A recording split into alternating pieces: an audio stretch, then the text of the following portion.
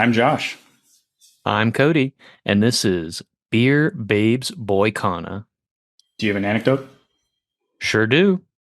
Cool. Let's get right into the episode.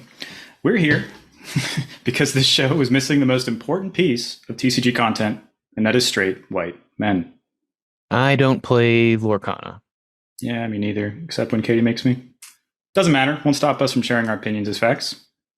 Now, the state of the game, there's been a lot of talk about the two-game format.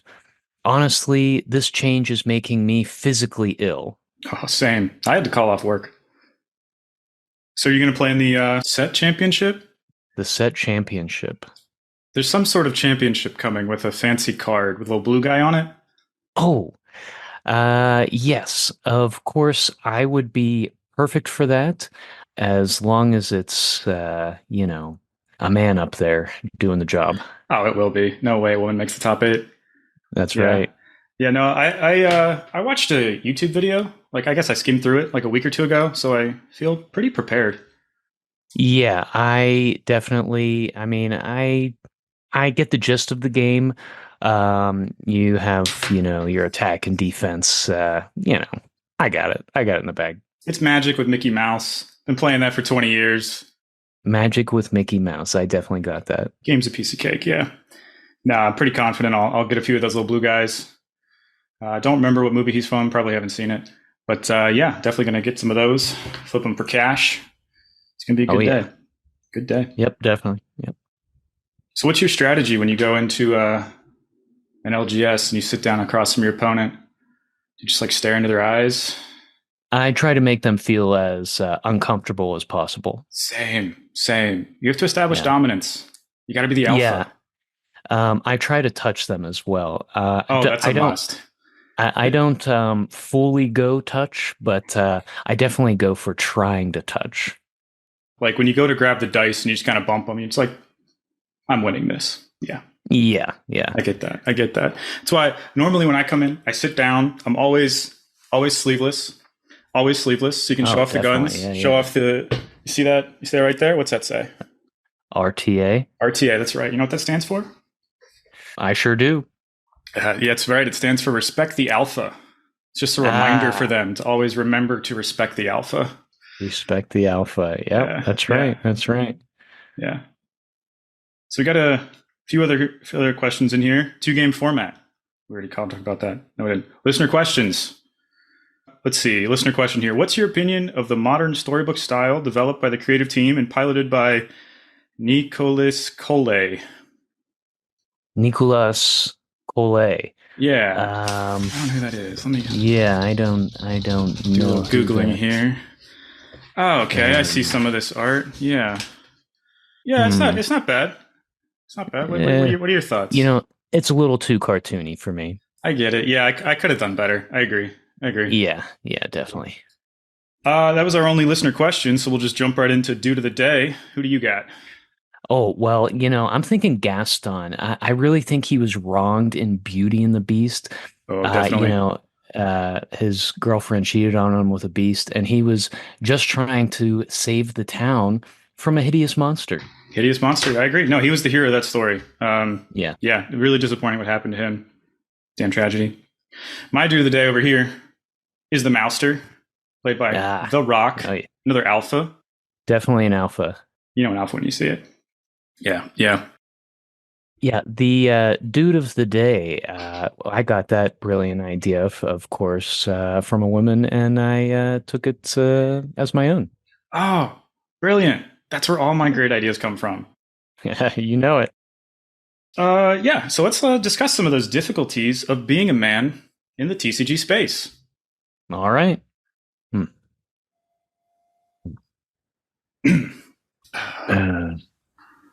Sip a beer here, what I think.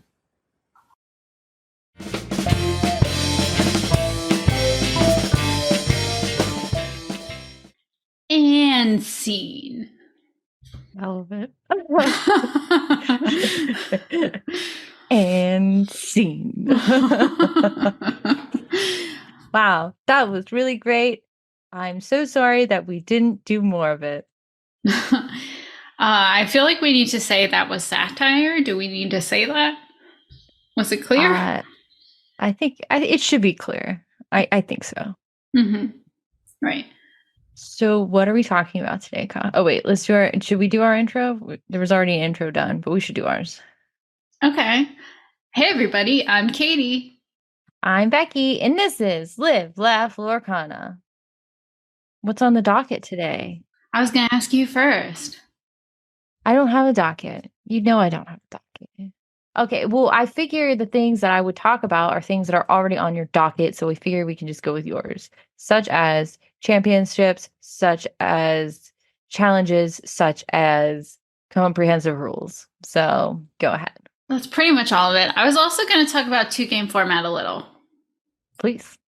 Because there was an online tournament last weekend that decided to try out the 2-game format, and we saw a lot of people really, really hating on the 2-game format. We did. What were the criticisms, Ka?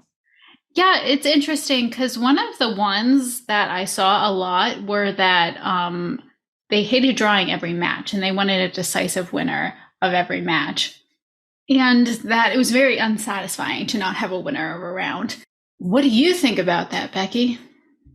I cannot relate to that thought even a little bit. I don't know. That is so unimportant to me. I literally can't wrap my head around it. Like, I could not care less. Like, you got your point. You won the game. You got a point. Congrats. That's you got the point for winning. That was your reward for winning. Congratulations. Yeah, I feel like the people who are saying that like are having a real hard time shifting their mindset to like earning points. I really think Ravensburger believes that Disney Lorcana can reach like the most diverse audience of any TCG out there. And like, I really feel like this is making people like want to earn points and like be more comfortable and competitive. It's making people feel like they can sign up for competitive events. And that's awesome. I think so too. If you don't like that because you want to feel like you're a decisive winner, like I don't really care. And I hope Ravensburger doesn't really care either. Wow. I love that. That's so good. Honestly, though, like I don't understand why people who are, self-identifying as like competitive, serious business, like why are you so intimidated by this? Like something that's more accessible, something that encourages inclusion. Like, why is that scary for you?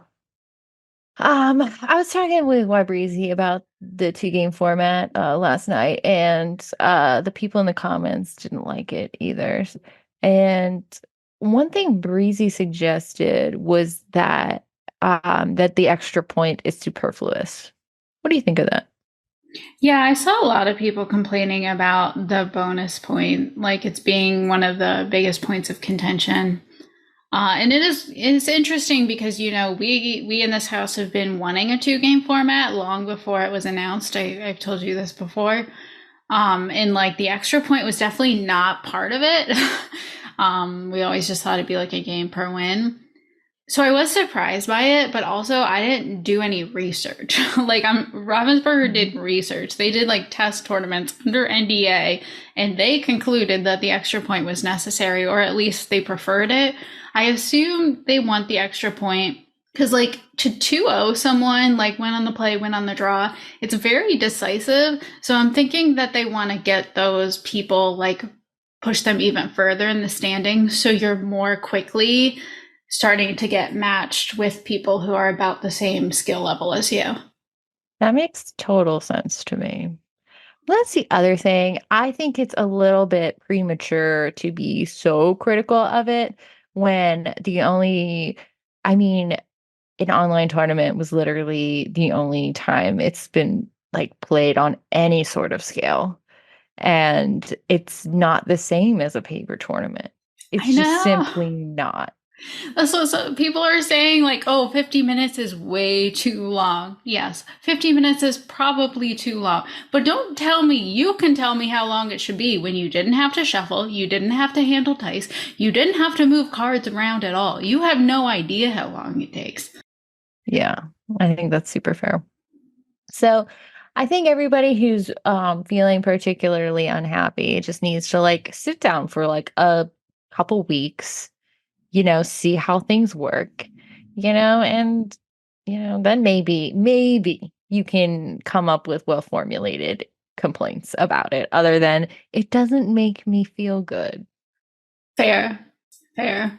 And that's like the what kind of is kind of crazy about it, because I think ultimately for the really skilled players that will be making top 32 consistently, it doesn't matter. Like they're still going to excel under the system. And once you get to top 32 or whatever it was, it switches to best of 3 and there is a decisive winner. Like this is just trying to get us generally who the best people are.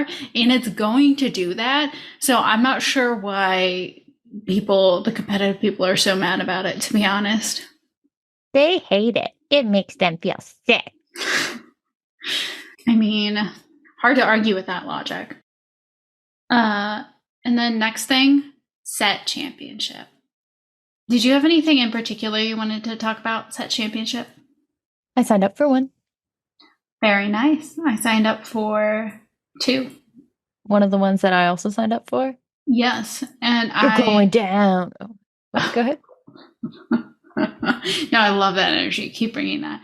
I should sign up for the 3rd, but you have to call. Like that is such a barrier of entry.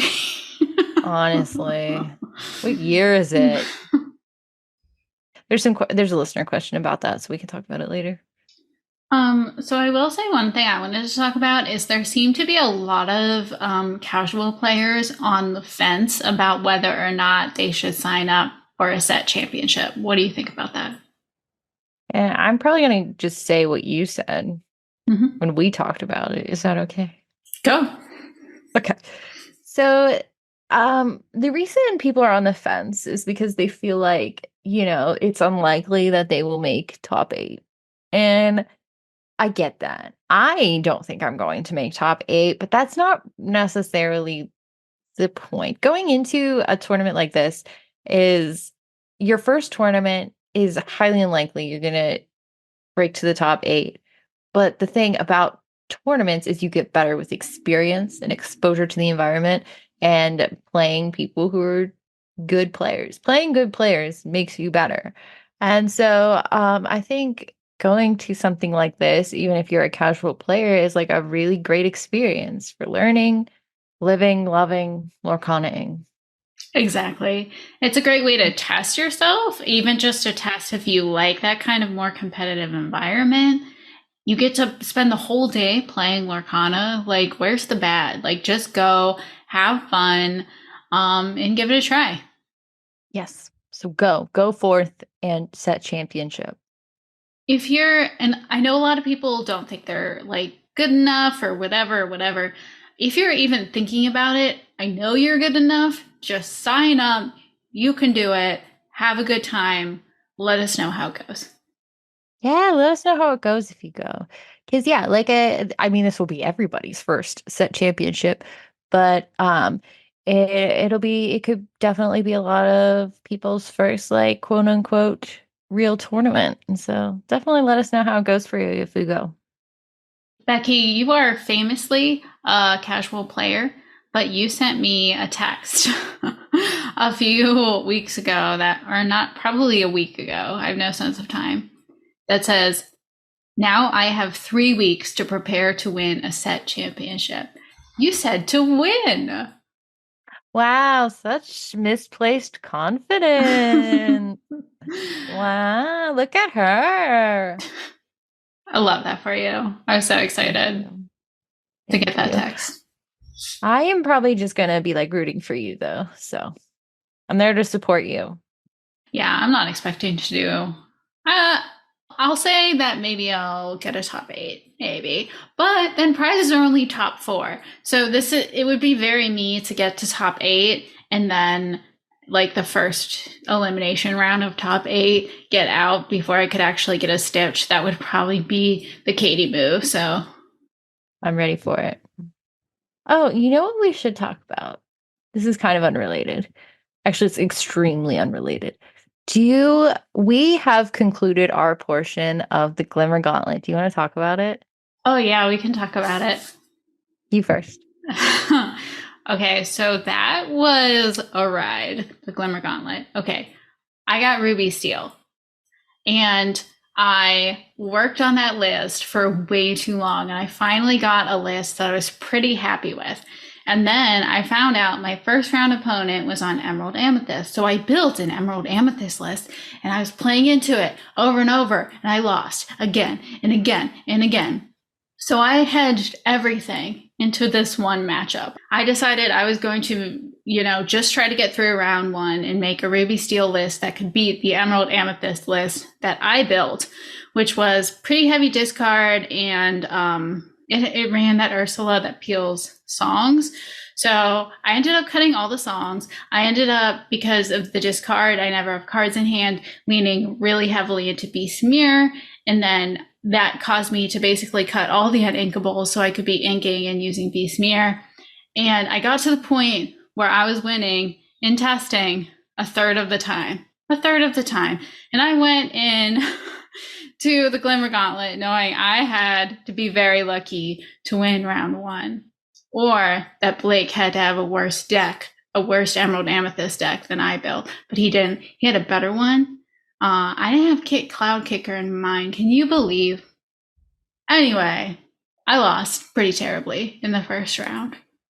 It wasn't pretty terribly. I thought you had a really excellent showing. Thank you. Yeah, the first game was close, even though watching it back, I'm just like, well, why did I do that? I think I was nervous at the time. Yeah, I was very nervous for mine. I said more. Oh. So I was put on Amber Sapphire, which friends of the show, fans of the show know that I am an Amber Sapphire girly, princess power all day, every day. I love it. So I was like, okay, I mean, I know these cards well. And I also decided to play against my first round opponent, which was Emerald Steel. And what do we know about Emerald Steel? Discard.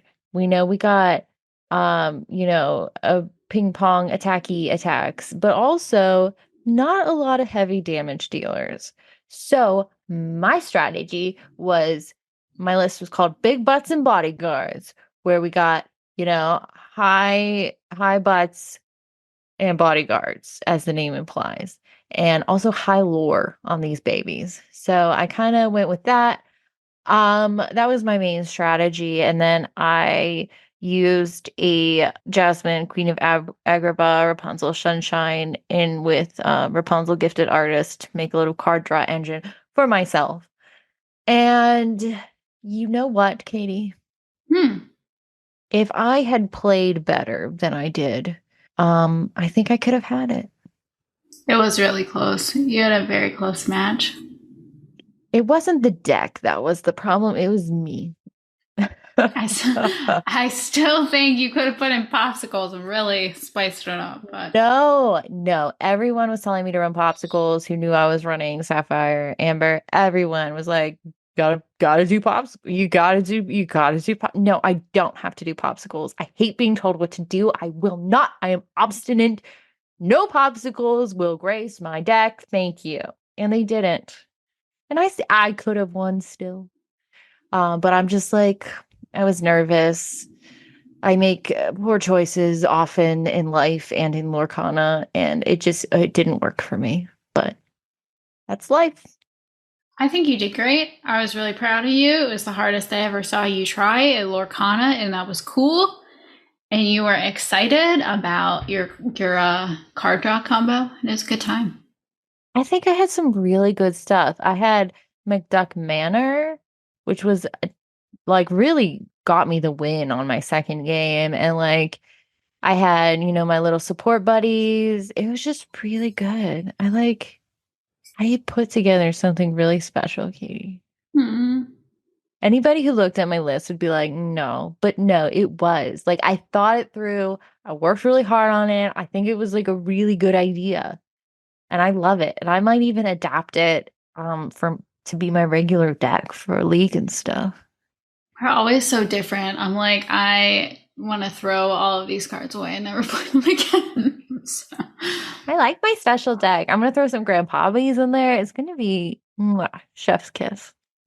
It's interesting. I think in general, I'm a pretty good loser, but this loss hit me very hard.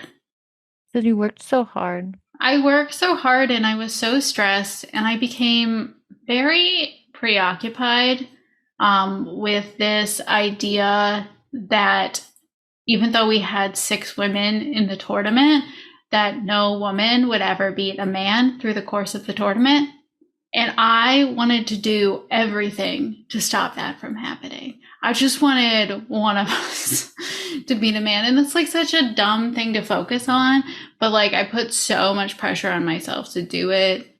You know, but sometimes you just try really hard at something and it doesn't work out.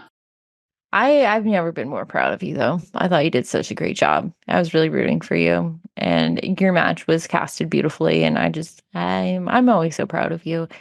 And you did us proud. And I think if you had gone against literally any other in combination, I think you would have really turned it out.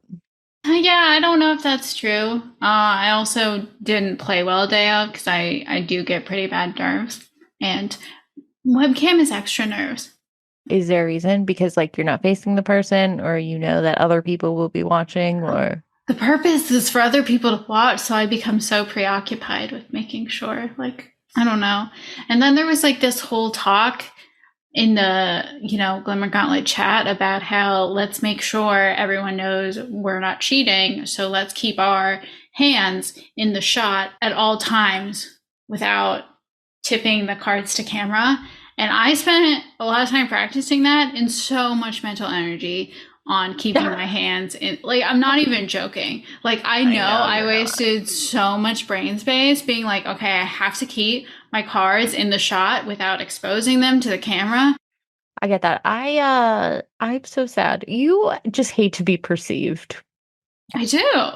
Yes, you get it. I know. So I was asked to be in the Glimmer Gauntlet, and I know there's so many people who wanted to be in the Glimmer Gauntlet, and I guess I hadn't anticipated that. So like I was super honored that we were asked. And then it was like, do I deserve to be here? And I really felt this pressure to prove that like I wasn't a wasted slot, if that makes sense. And then of course I wanted to rep for the ladies as well. And I don't know if I did that, but I don't know. Obviously, you did justify your spot. You came very, very close to a second round, honestly. You did incredible.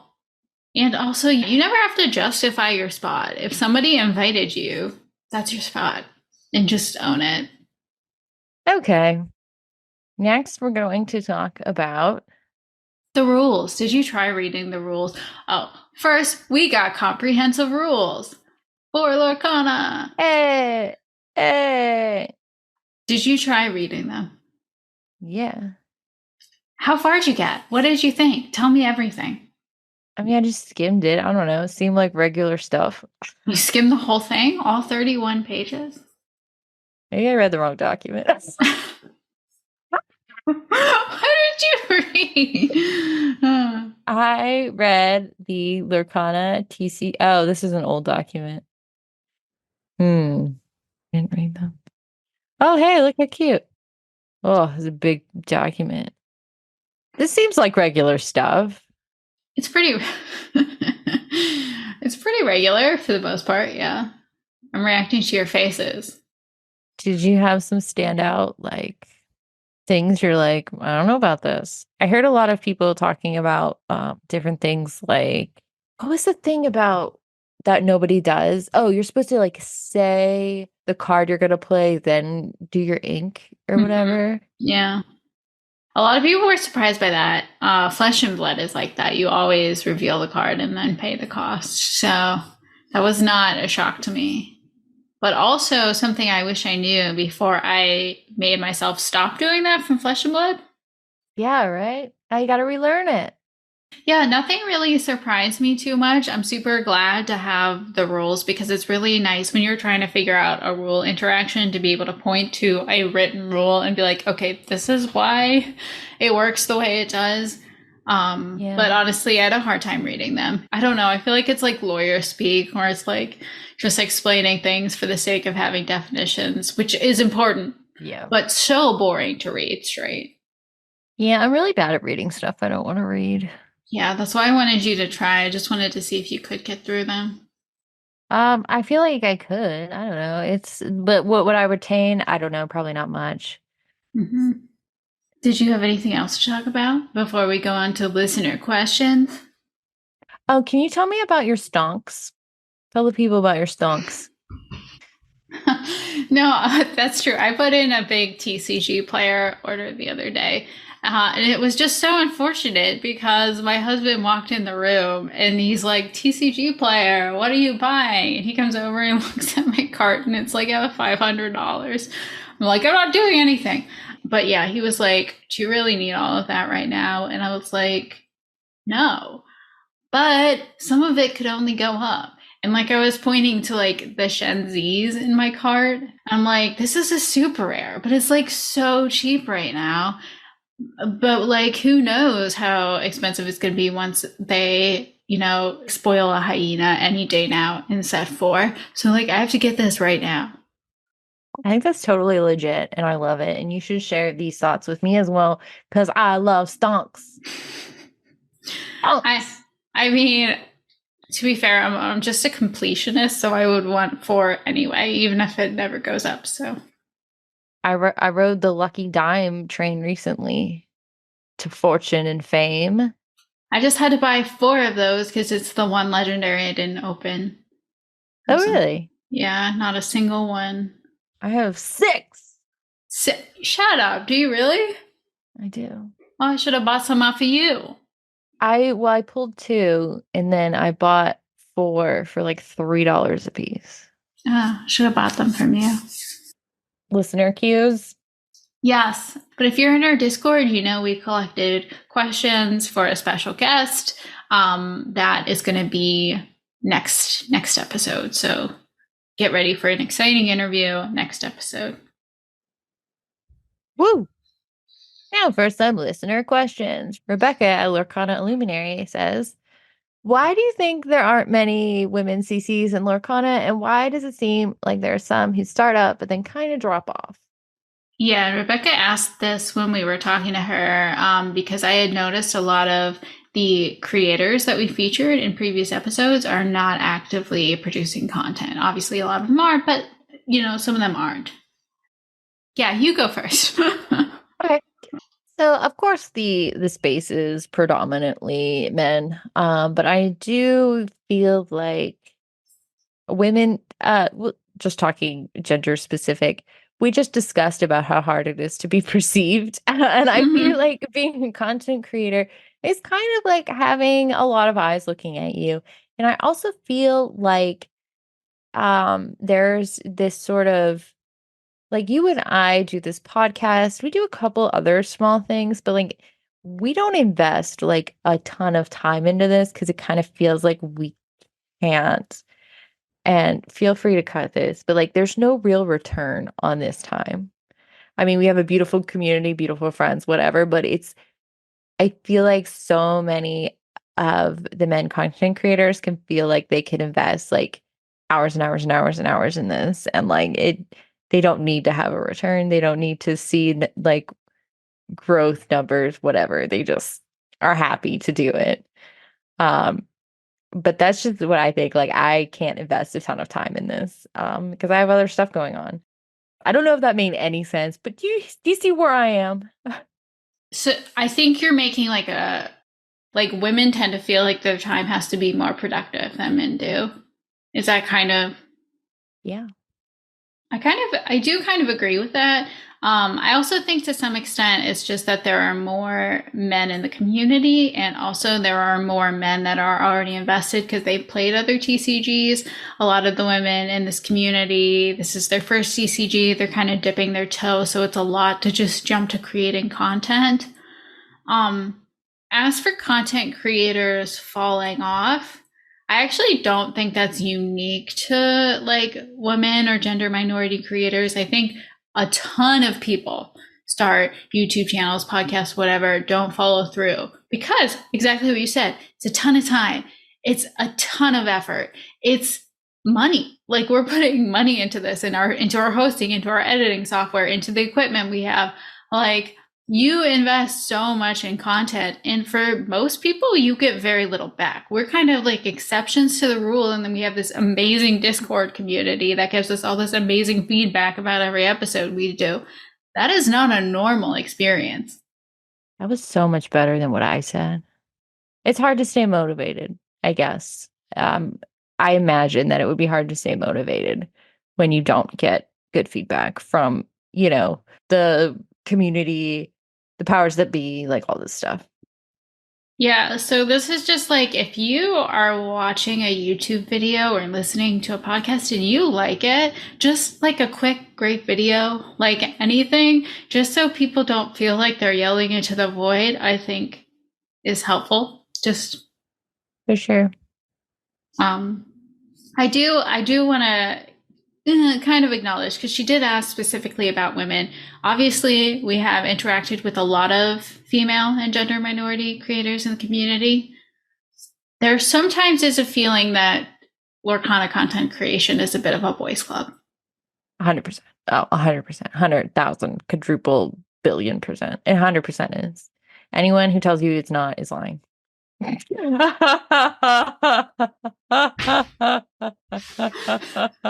was going to dance around that a lot more. I'm not dancing. I refuse to dance around it. It's a fact. It's a fact.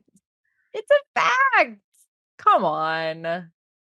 Yeah, I guess I feel the effect of that. I've always said I don't think it's because we're women. I think it's because we started late, or a lot of it I think is about when people started. That's more not so. True. It's not true anymore. Katie, we've been doing it since the game began, honey. It's not true anymore. Okay. It's a boys' club. Okay. Well, listen, I can't argue because there are a lot of people that feel that way. So there you go. Boom. Oh, that's another good point.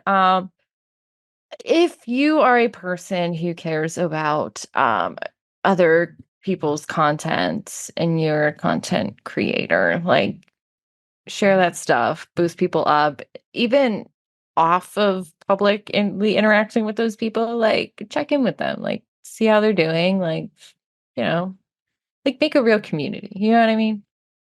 Be nice to each other. I don't know. sounds right. Yeah. Alrighty. Go team. Now for some, are we like really negative this episode? Oh yeah.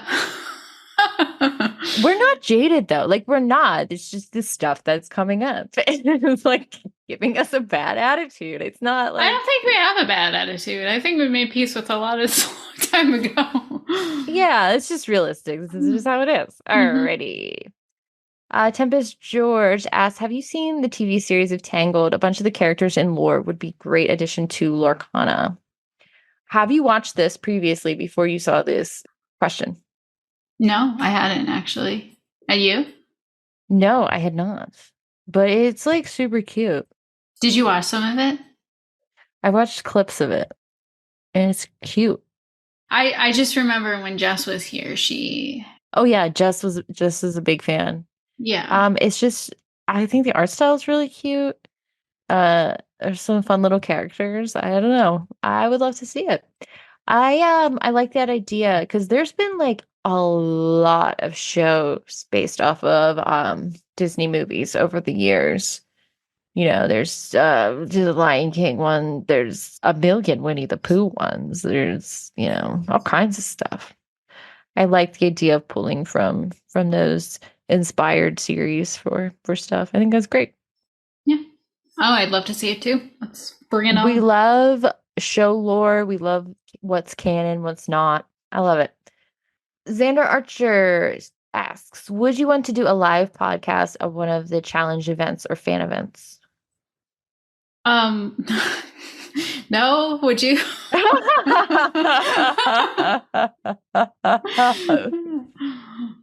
Would you, Becky?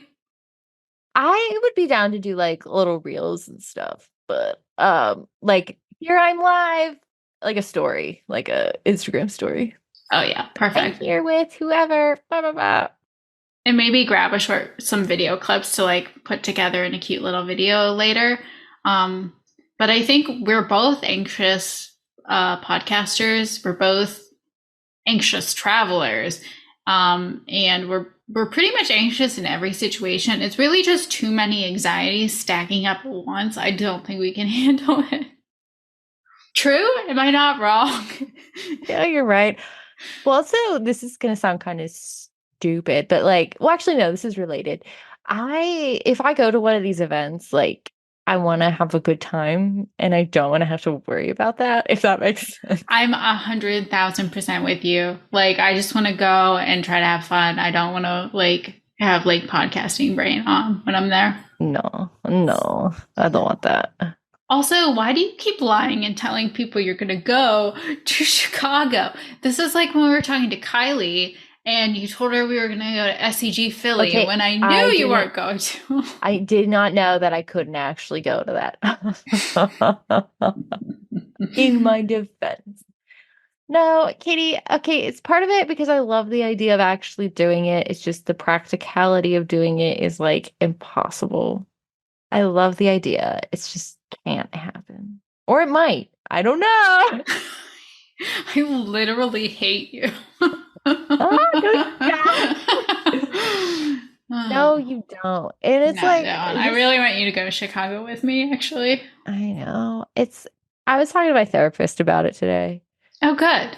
I hoped you would. What'd she say? She wants you to go. You're not going to like what she said. No, what did she say? Oh, okay. What it comes down to is like I'm not a good traveler, but also like me going. I'm a people pleaser, so I'm torn with wanting to please you and the Lurkana community and like people who want to see me and kiki with me and whatever, which I love, I do. And then I'm also torn between my husband Cody, who would be stuck with the boys the whole time. And Cody is the best man in the entire world, and he would never tell me no. But that's because he is also a super people pleaser and he can't actively communicate his needs with me. So I have to manufacture them and respect them on my own. Yeah, I mean, to be honest, I don't think you're going to go with me just because you have told me if it was the other way around and Cody wanted to leave for the weekend, you would say no. I wouldn't just say no. I would laugh in his face. Which is which is like, I get it. I just really want you to go to Chicago with me, and it's sad. It is really sad. No, I totally agree. It sucks.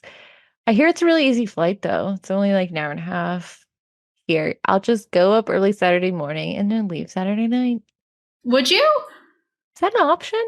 Probably. Long day. I mean, like it's like you're gonna be leaving your house at like 3:30 in the morning, maybe 4. I don't hate it. Are you serious? I mean, that makes me feel the least bad. I'll think about it. I'll check flights. I'm paying, so Woo woo. okay. Oi. Okay. Joss asked, do you think limited should have a space in competitive Lorcana? At what levels should they be separate events? So we actually answered a similar question from Martin Karp before, but we've learned a lot about OP since then, so I kept this in. I would like to see, like I think we talked about before, at like North American Championships, at Worlds, for those to be, both constructed and limited. And then for our challenges, I would like to see limited challenges pop up, so you could go to constructed challenge or a limited challenge. But I kind of acknowledge that both of those things really up the complexity of event planning, because then you have to get so much product and distribute it like to people during the event. Like, I don't see that happening anytime soon. So that's like a down the line wish. What I would like to see is for the next set championship is that each store that gets a set championship can choose if they want to have a constructed or a limited event. So they could do like a sealed or a draft. So like these Stitch championships, like we could go to maybe a constructed one near you, and then hopefully another store does limited. I think that would be cool. I think that would be a lot of fun for sure. I mean, we've discussed this ad nauseum, but like they know that people want to do it. They have guidelines for doing it. They just don't talk about it a whole lot or make the packs accessible for it. So we'll see. Next question. Jedi Geek Girl talking to me. Using your voiceover skills, can you give us a scene in which 4 of them are playing Lorcana multiplayer and things get a little spicy? Did you read this before now? No, is this boy dinner? I don't think it's boy dinner. I think it's the 4 voices you rolled out last week. Do they mean spicy as in or spicy as in, exciting? I think spicy as in exciting or people are fighting is actually what I took it. Oh. I'm gonna take a rain check on that. I'm gonna maybe after we do the rest of them, we can come back. Okay. Jedi Geek Girl asked Katie back to SWU. The back and forth action of the game. How did you feel playing the game using that system? Did you find yourself more invested in the gameplay, or do you prefer the standard whole turn approach of Lorcana? Yeah, Becky, you've never played Star Wars Unlimited, but basically it's like we take our turns at the same time. So we're both going to draw up and draw 2 cards. And then it's like, basically I can do an action and then you can do an action and then I can do an action and then you can do an action instead of. How do you know when the turn's gone over? How do you know when the turn's over? When we both pass. Oh, okay, you both have to pass.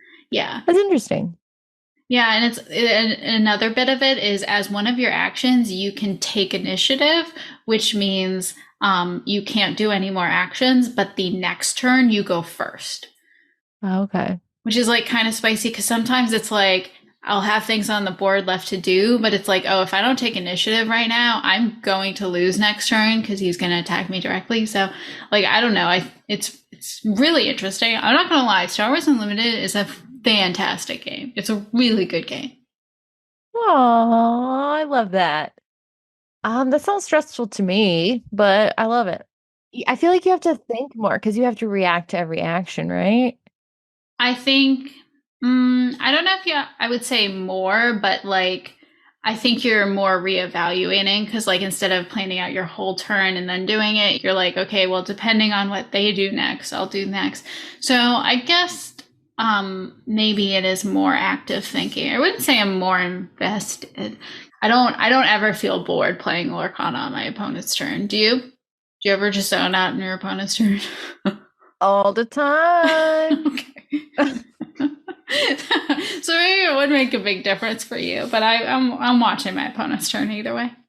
Especially if they're doing many things. They're like, I do this, and then I draw this, and then I do this, and this triggers this, and this does this. And I'm just like, let me know when you're done so I can see the state of the board.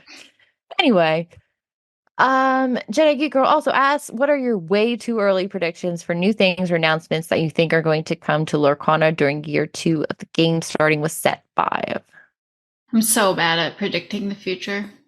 Me too. We should really get Joe from Googly Glimmers on the show. He's pretty good at predicting the future. Mm-hmm. Do you have any? We're going to get more hyenas. Hell yeah. I'll just manifest it into existence. I'm gonna say promo packs like they have for Pokemon. Oh, when yeah, you show you up to talked about League and you get a pack. That's what. So this is something I've been thinking about since you mentioned it, like months ago, actually. Oh, maybe not months ago, but like a long time ago, you mentioned the mechanic. I mean, you told me about it, but upgrades on cards, and I've still been thinking about that. And now I feel like, yeah, it's probably gonna come eventually. Not in set 5, but I feel like that could come eventually. Yeah, I could see it. Especially because, although a lot of the items are already like clothes and hats and stuff, but oh, could be cool. Yeah, for sure. Rob Garrett says, will you be using a physical bag and tokens to represent the bag from the new comprehensive rules? If so, what will that bag and those tokens be? You know where the bag is, Katie? You're pointing to your head. All up in the brain hole. Love it. Are you going to have a physical bag? No, I'm not. I'm also in the brain, but if I did want to bring a physical bag, I do have a little purse that has Marie from the Aristocats on it, and that's what I would choose. Oh, that's so cute. Girl, Kate Spade or nothing over here. Am I right? Dolce and Gabbana, Chanel. Those are the brands I know. Yeah, you're so bougie. You have those things. Leave me alone. I'm a dumpster person. Rav Garrett also asks, now that official rules are out, what is an absurd method of shuffling you think is still allowed? Let me. Let me find shuffling. Okay. Second, each player randomizes parentheses shuffles their decks. Players may use any form of randomization they feel convenient and comfortable, but the method chosen must sufficiently randomize the deck. So we got our standard. What is this called? Wait. Shuffling? I don't know. I don't know what shuffles are called. What's this called? That's what it looked like. What was that? That's what you did. Okay. Vulgar gesture. That's what I saw. Also the one where you pass out, like you're dealing. You do like 8 little stackies and that's put them together. pile shuffling. Pile shuffling. What's this one called? I don't know any of the shuffle. I know a pile shuffle, and I know which isn't legal. A pile shuffle is not legal because it does not randomize your deck. You're methodically like putting your deck in a particular order that's like predetermined. It's not a shuffle. It doesn't randomize the deck. I will do it to spread out my cards, but then I always regular shuffle after. That makes sense. Okay, so there's a lot of shuffling. It appears that the overhand shuffle is, it's called the overhand shuffle. We were doing an overhand shuffle. Of course, we don't riffle. Let's look at the other types. Some people riffle shuffle. Not in our Lorcana. Mm-hmm.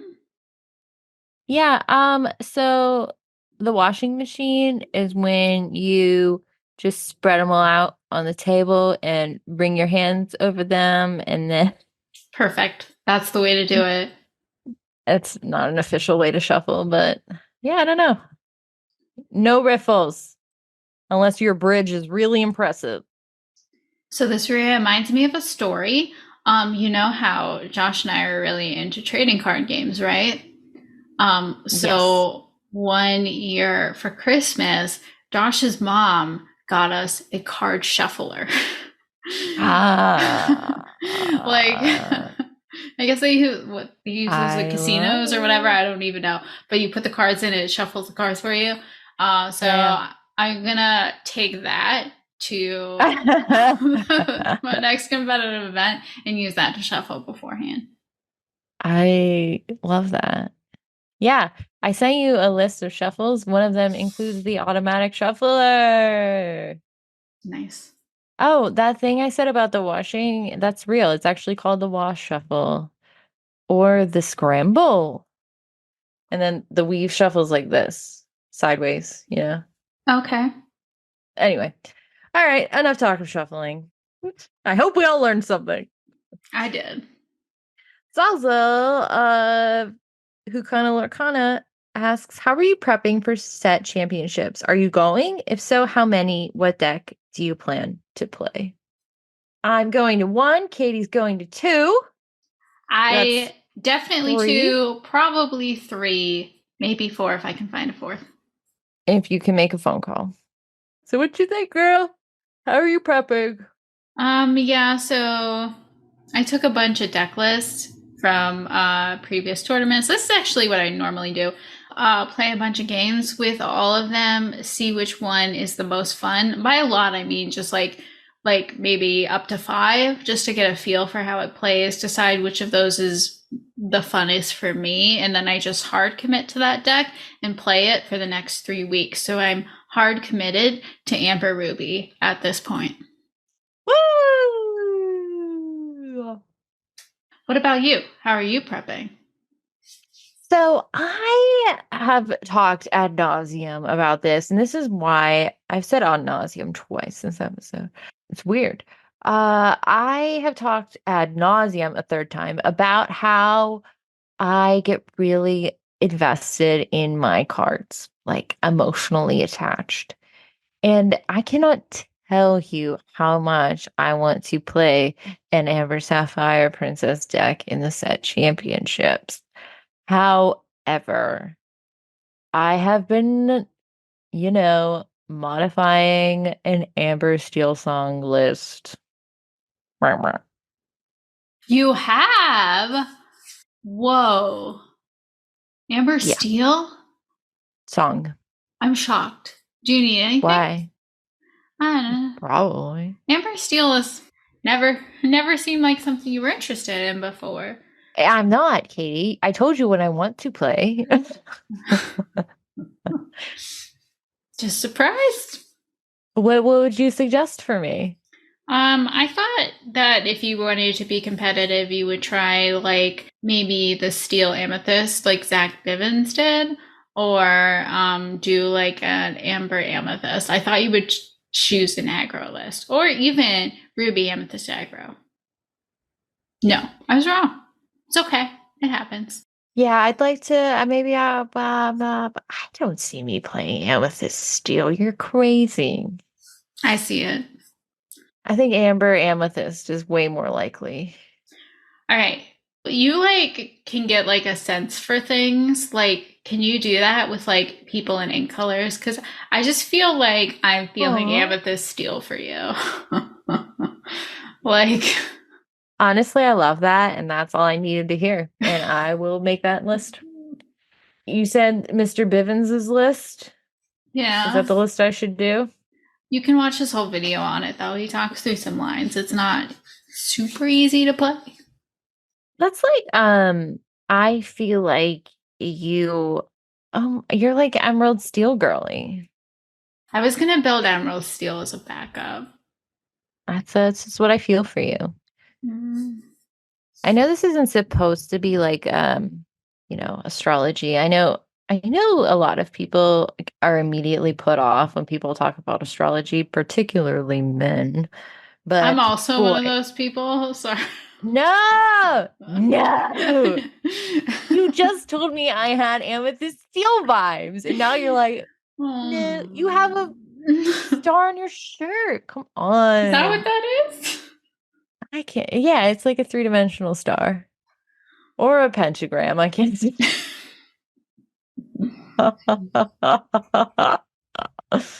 Do you bulk at my astrology? I talk about it all the time. Always. You always bulk at it. Mm-hmm. You think you know somebody. Love you. You just told me I had amethyst steel vibes. How dare you? Okay, fine, whatever.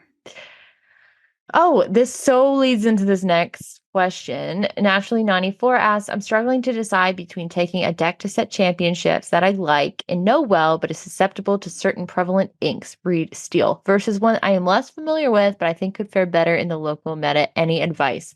Great question, Ani. I'm going to add to that and also say, what is more important, Katie, being able to pilot a mid deck well or piloting a good deck mid?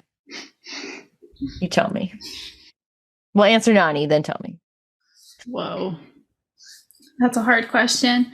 Okay, so just answering the question, I'll say that as long as your deck is like fairly good, like fairly close to the top tier, like do your comfort pick. When Lauren was here, her advice was to pick a deck in the top 5. So if you're watching meta reports and you're in the top 5 or 6, even 6 or 7, really, because those spots like swap out a lot. Like I say, just go for the comfort pick. Yeah, just go for it. Should I go for the comfort pick of my princesses? No, nobody plays Amber Sapphire. Nobody. Nobody plays it. No. And I am going to die on the hill that is the best call for me. The thing is, whatever deck you pick, you're gonna have like bad matchups. and good matchups. And so it's like totally random. Like you could be like, oh, I should have played hyper aggro because I played like Amethyst Ruby all day, but you didn't know that ahead of time. I don't know. Just go with your comfort pick, but not you, Becky. Your comfort pick's too bad.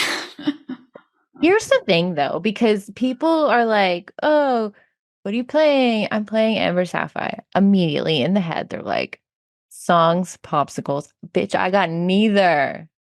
Surprise, bitch.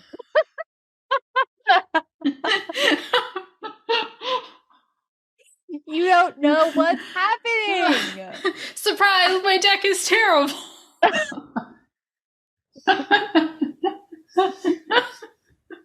My deck is not terrible. I'm sure I'm joking. I'm joking. Anyway, that was a great conversation. Becky, play Amber Sapphire if you want to play Amber Sapphire. Just do it. Be an icon. Do it. I will see. We'll see. Anything else we need to discuss? Well, you owe Jedi Geek Girl a spicy voiceover fight, so I don't even remember what voices I did. I had a baby. you had a baby, you had a woman pretending to be a boy. A young boy, yeah. You had manic pixie dream girl. I don't remember. I sure did. And then I had like a soft little waifu type. And the only multiplayer thing I can think about is Pack Tactics. Pack Tactics.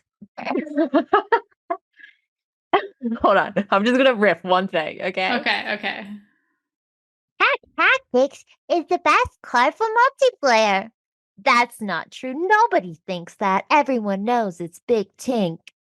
Well, guys, what you really need to do is use them both. That was so good. Just beautiful. No, it wasn't. Beautiful. Cut it out. Just cut it out. It was beautiful, All right. and I'm keeping it.